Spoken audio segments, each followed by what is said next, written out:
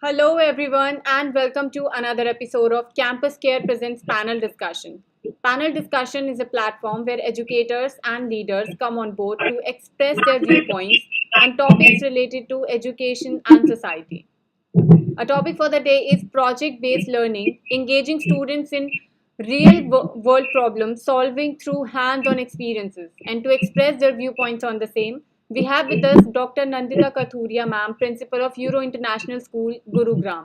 A very warm welcome, ma'am. Thank you, dear. Thank you so much.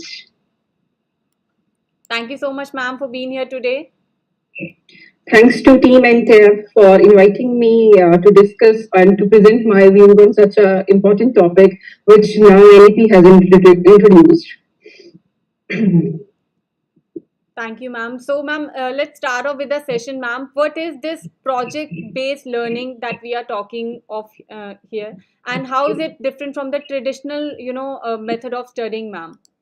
See, project-based learning is typically a learner-centered program, right? It is like what where the students can come on a single platform and they can present their own views. So, project-based learning is like not it is not comparable to the traditional learning because traditional learning is totally related with the classroom management, classroom skills, classroom teachings, like where we can have some discussions, where we can have some, yes, there may be a real world problems where the teachers are discussing the real world problems, but through project based learning, a student can work on real world problems with practical applications. So they can come in a team and they can understand the critical level thinking also, that how one project can work, how the students have to develop their own skills, how they can be a problem solver. Absolutely, ma'am. Thank you so much. And also, we have with us Aditi Roy, ma'am. Very welcome, ma'am. How are you? Ma'am, you're on mute, actually.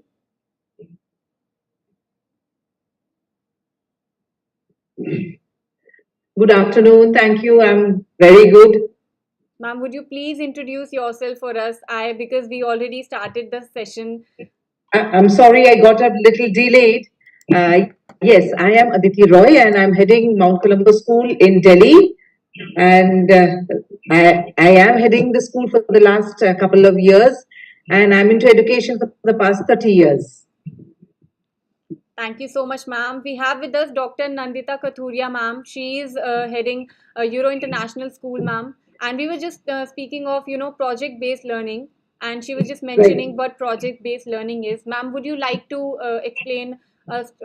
explain to us what project-based learning and how is it different from the, traditional method of studying, ma'am? Okay. Yes. I'm sure Nandita ma'am has already given a great start to it. So I'm sorry that I was delayed and I could hear you. But of course, uh, project-based learning, as we know, is something which the students do themselves. Because what we have been doing for ages is that we are in the classroom and we do what we want the students to do. That's more of teaching what had been I mean the 20th century teaching or the 19th century teaching, and the shift is the 21st century learning, as we say, is that let the students do what they want to learn and how they want to learn. So, and we have shifted now. Our shift is more on to the competency based. So the students, they do it themselves, and when they do it, maybe they do it as a group, they do it on their own, and they take the subject, they take the ownership rather of their own learning. And that is what we can say is more of project based learning, that you give them a topic and they then find out, you give them a problem, you give them a topic, and they find the solution to it. What we earlier used to do is we give them a problem, we rather give them only the solution. And then we say that, okay, there is a problem, and then this is the solution we have given, now mug it up, and that is that. Now we are trying to tell them that, see, the problem is there, you need to find the solution yourself. You might have 10 solutions to it. See which suits you better, and maybe you'll find out a better solution to it. And that is what a project based learning is all about. I mean, that can we can say in a very very nutshell that that is what a project based learning is. There can be a project a group of 5 students. That can be a group of a bigger group also. So traditional used to be more of a teacher being in the class, a chapter being explained, a question answer being done, and a assessment being done at the end of the chapter, end of the session, end of the term, as a traditional practice. And project is that it can be in between a child who is doing the project can also assess themselves that okay, am I on the correct path. A teacher also can themselves find out whether the child is actually following the correct path or going the way the child should go, or okay, a child needs a hand holding, the teacher can say okay, let's do it in this way. So it gives the child a much better understanding than simply learning because the child has to learn. Absolutely, ma'am. Thank you so much, Aditi ma'am, and thank you so much, Nandita ma'am, for such a beautiful explanation. Now, moving forward, Aditi ma'am, you were just mentioning about critical thinking and problem solving skills. So, how does this project based learning, exactly helps the student developing these kind of skills, ma'am, like critical thinking and problem solving and collaboration, also, ma'am? Okay. See, when there's a project given to a child, I mean, normally it's a group work that we do for a project-based learning. What we normally do is a group work is given. That is, a project is given. It's a topic normally which we do. We do not, as of now, I'm talking about the present situation. We normally do not, the teachers normally do not give a problem to a child.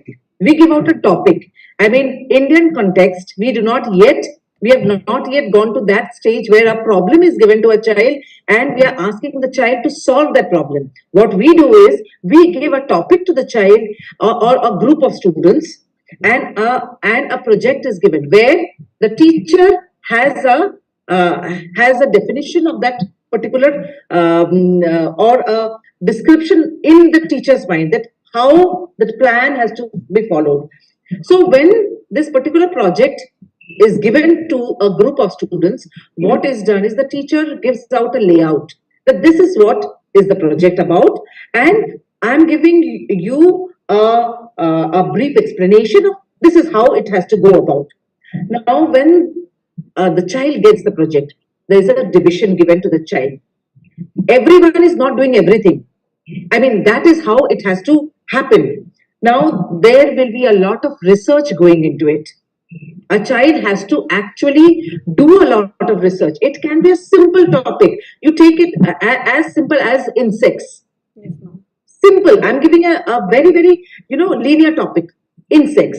So if there's a particular group of insects where the teacher wants the students to do a topic, I mean project on, so the child has to now do research on insects. So when the child does a lot, I mean starts studying on that insects, there will be critical thinking on the child's part. It will be as per the age level.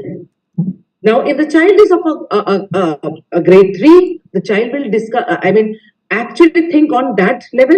If the child is maybe on of a grade 12 standard, then it will be according to that particular age level. So the child will start thinking critically because the child has already attained that level. So there will be critical thinking involved because the child is now thinking critically as to what should I put, what are the inputs I would need to make that project. Should I think about the structure of the insect? Should I be thinking about the habitat of the insect? Where does this insect live? What does it eat? How does it grow? What is the what kind of habitat does it stay? I'm giving examples. So there is critical thinking involved. Now, after critical thinking is involved, the child now will see, okay, there might be, see, when we think about problem solving, we always think about, the problem the child is facing while doing the project. It might not be so. It might be, the child is, it's not only related to the subject. It can be many other problems, like a teething problem itself. You have a laptop, you have a computer, the network might not be there for that particular time period. There might be a disruption. That can be also, how is the child solving that problem? That is also the presence of mind of the child, right? That is also a problem solving technique. So, what is the child doing in that case? If the child is not able to find out, maybe there's no library, that particular point of time, the library nearby is closed, or he's not having an access to the school library, or the e-library is not, he is not even having an access to the e-library. So, the child is thinking, or he's consulting with someone. He's trying to solve the problem. He's getting a problem, he's trying to solve that problem. So, there is with, and then he's talking to his fellow mates who are also involved. The project is not something which the child is doing on his own. There are people, those who don't like, sharing. I'll tell you about myself. When I was a student, I was very concerned that I would not want any my classmate to get better marks than me, and that's why in the exams I would not, help anyone during the exams, because thinking that whatever I know, if I tell someone, he or she would get better marks than me. So, so there might be students, those who don't like sharing, but project-based learning is all about collaboration. We talk about team, we talk about sharing, we talk about helping each other. So there, the child is also learning about team building. The child is actually sharing the ideas with others. So there is collaboration happening. So it is all together the child is developing. So it's not only, maybe it's not only the topic in the ethos, but it's overall development of the child which is happening when there's a project-based learning given, or a project-based topic, or a project given to the child to do. Because it is the topic, the learning, the academic part involved, but it is a holistic development along which is happening when a project is given to the child. Absolutely, ma'am. Very beautifully explained, ma'am. Thank you so much, Aditi, ma'am. Nandita, ma'am, over to you, ma'am. What are some of the best practices to design an effective project-based learning experience, ma'am? Thank you, dear. Aditi ma'am has already defined each and every single word in a very beautiful manner. So, if I am talking about the best practices at how the PBL can be most effective, means it must have the best experiences and in a very effective manner. So, it is like very first we should know the learning outcome of the children, right? If we are giving any topic to the student, we should know the capabilities, we should know the skills of the student, that how they are going to utilize their skills, knowledge and abilities. So these are some factors on which we can work. Like, a skill should be very much comparable to the given topic. The knowledge of the student, whether they have a prominent, a typical knowledge a teacher can provide to a student, and their abilities to perform that particular project. So very first point is that whatever the topic is given to the student, it should be like what? It should must have a learning objective. On what purpose, on what basis the students are going to, learn the things. They are going to perform their project. If suppose, if I say, if I'm going to take an example of the national income, counting of the national income, determination of the national income. So how a student is going to determine if suppose he or she is unable to understand the meaning of the national income. So the project based learning is like what? Whatever the topic we are giving to the student, it should be like a student centric. It should be like a learner centric, where a student can enhance their skills, their capabilities. The second best practice is to create a proper template. Template is like what? Whatever the base is, whatever the platform is, that should be created in a well mannered. Because if haphazardly any teacher is going, giving a topic to the student that which is not understandable by the student, so that is of no use. Project based learning, which is introduced by new education policy, is just to develop the knowledge, the skills level of the students. The third practice, which we can have on like board, that we should make necessary adjustment which are totally based on students' needs. So, what are basic students' needs? That we need to understand. That being an educator, we should understand. Without understanding the needs, the desire of the student, we cannot give topic to the students, because again, that will create a problem. That will create, unnecessary wastage of the time of the student. So, whatever the topic we are giving to the student, it should understand. It should know the basic needs of the students. Thank you. Thank you so much, Nandita ma'am. Aditi ma'am, over to you.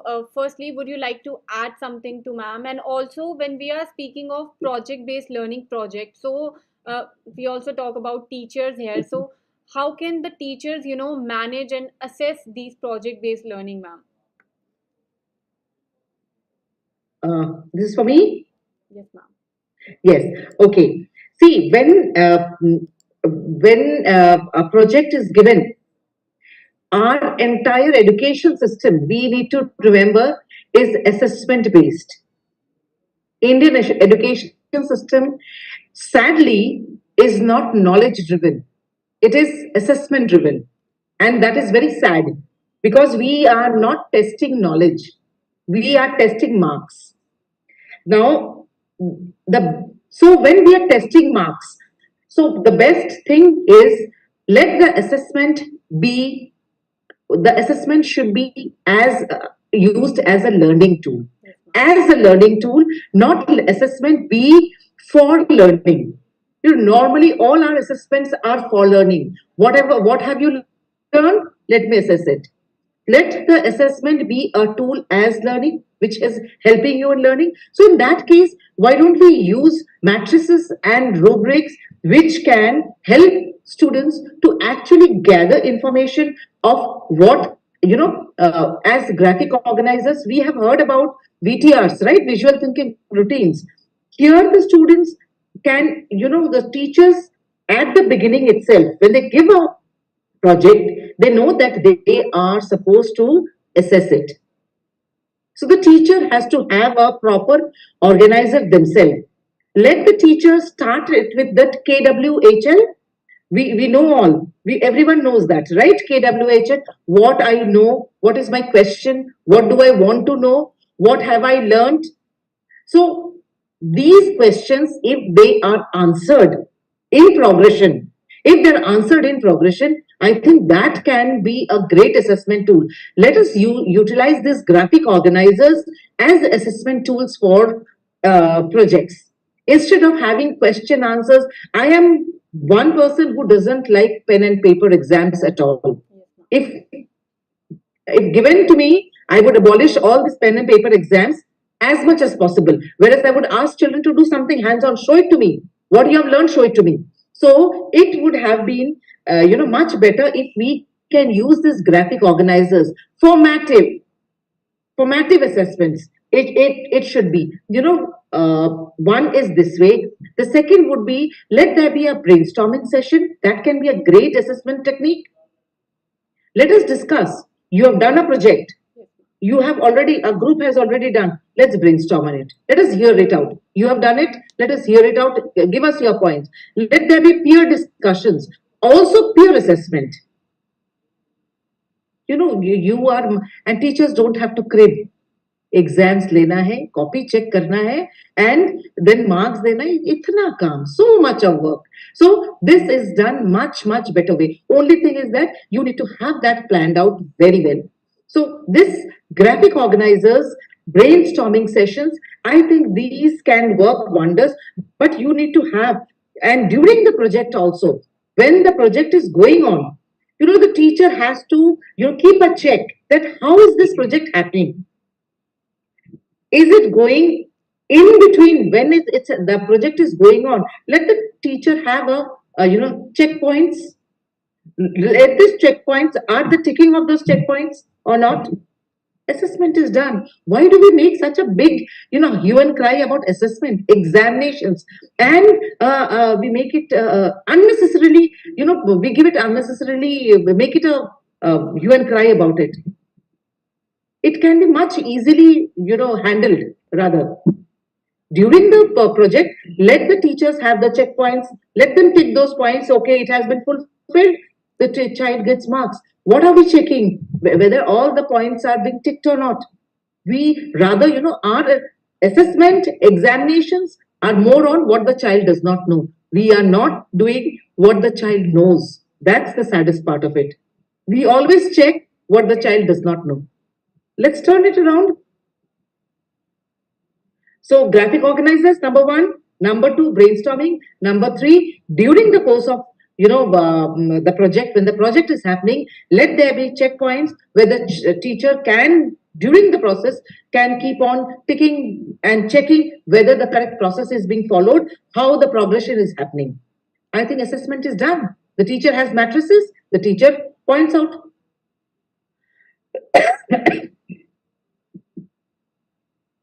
Thank you so much, Aditi ma'am. I think that's that is something really beautiful. That is something very wonderful that you just explained about examination, and I hope it gets changed to the facts. That all the things which. Wishful, Yes, ma'am. rather wishful. Thank you so much, ma'am. Nandita ma'am, over to you. So, ma'am, what are these some of real world problems, ma'am, that we are discussing about that students can tackle through project based learning, ma'am? That can be, many real world problems. So, as a management student, because I have done MBA also, so being a management student, I must say that student must develop business ideas, right? How to cope up and how to go with the business ideas. But yes, there are ample number of real world problems that where the students can, learn their capabilities. They can learn the research work. They can do the rethinking process as well. So when the students in this process, when they are designing their projects, they can design e-cities also. They can have, new development of the business ideas. They can develop new skills, basically, new innovative ideas in the terms of science and technology. How the low productivity can, that is basically hampering the nation's growth. So, if we are talking about the real world problems, so there are ample number of problems where the students can solve these problems on their own. But yes, we should understand their needs, we should understand their knowledge, skills, and as per their own capabilities, we should, give these ideas to the students. Yes, they can work on these. So one is like they can study on the poverty ratios also. They can study on the GDP's ratios also. How the currency is devaluating and inflation, how the inflation can be controlled. So these are some problems, real world problems that where the students can use their capabilities and skills. These are like what some basic examples, yes, but yes, there are many problems where the students can learn their own capabilities, their own skills while using this terms PBL basically. Thank you. Thank you so much, Nandita ma'am. Lastly, Aditi ma'am, would you like to add something to Nandita ma'am, please? Yes, see, real world problems, as Nandita ma'am has said correctly, there can be innumerable. You cannot, and they have to be age appropriate. If you go to a management category students, they will have one kind of project. When you go to school students, they will have a different kind of project, right?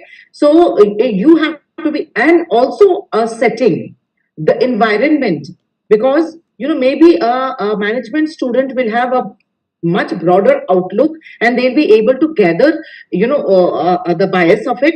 But for a school child, a child who's staying in a rural area, is not really understanding the urban setting, does not really understand the changes in the environment, too much of thinking will not be possible for that child. So if a child is maybe somewhere in the remotest part of maybe in the northeastern region, and if you're talking about a valley of Switzerland, it's very difficult for the child to think about. And if you're talking about the slopes and the mountains of, they will not be able to understand. So you have to think about the local environment, how what kind of project you are giving. You have to have that real life check there. So it is much better that you start with smaller things. For a school child, I'm just giving a small example. You've seen apples, cut it and keep it open, oxidation starts, the apple starts browning. Give that as a project. How can you stop that apple from browning? That can be a project. A small, the kids will be very happy to do it. That small kids, I'm talking about a third grade, fourth grade, fifth grade, they will learn something. Or maybe now we have heard about the Syria and the Turkey issue. Everyone, we have sent, all schools have sent lots of relief material, right, to the embassies. So what can you do?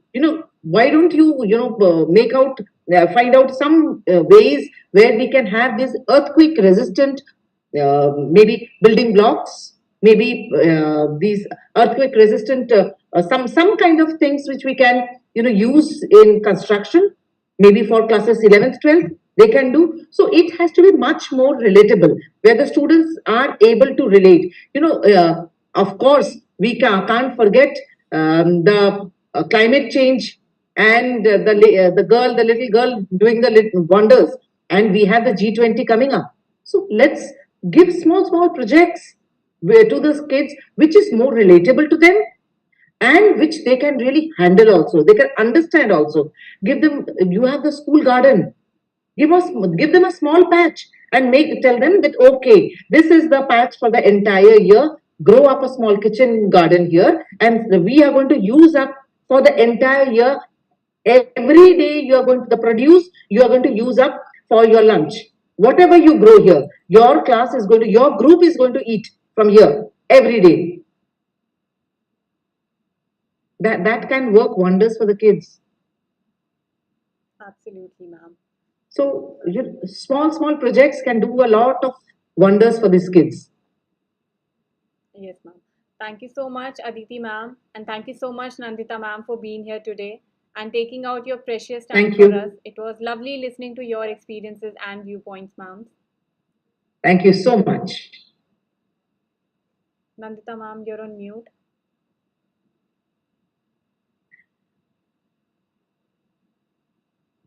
Thank you so much, ma'am. Thank you. Yeah. Thank you, ma'am. And for all the viewers watching us out, do not forget to subscribe to our channel for more stuff like this. Thank you, Aditi ma'am. Thank you, Nandita ma'am. Have a great day. Thank you. Thank you. Have a good day.